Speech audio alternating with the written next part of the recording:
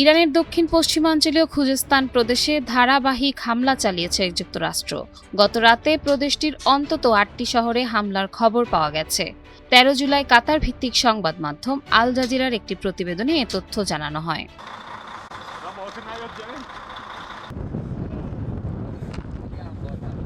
প্রদেশটির নিরাপত্তা ও আইন প্রয়োগকারী বিষয়ক ডেপুটি গভর্নর ওয়ালিউল্লাহ হায়াতি আধা সরকারি সংবাদ সংস্থা আইএসএনকে জানান, মার্কিন বাহিনী গত কয়েক ঘন্টায় খুজেস্তান জুড়ে অন্তত ৮টি স্থানে হামলা চালিয়েছে। স্থানীয় সময় রাত ১:৩৫ থেকে ২:২০ মিনিটের মধ্যে ধাপে ধাপে এসব হামলা চালানো হয়।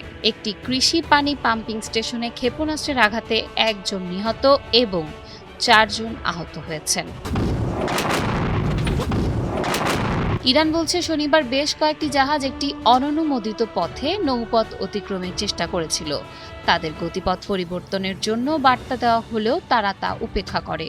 এই ঘটনার পর হরমুজ প্রণালী পুরোপুরি বন্ধ করে দেওয়া হয়। আইআরজিসি জানিয়েছে, অঞ্চলে মার্কিন হস্তক্ষেপ শেষ না হওয়া পর্যন্ত হরমুজ প্রণালী বন্ধ থাকবে।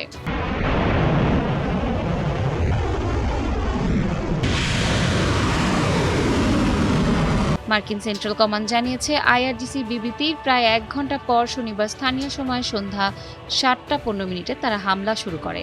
ইরান তাদের বিবৃতিতে বলেছিল, কন্টেইনার জাহাজে হামলার জেরে যুক্তরাষ্ট্র কোনো পদক্ষেপ নিলে মধ্যপ্রাচ্যের শত্রুদের নতুন ঘাঁটি লক্ষ্যবস্তু করা হবে।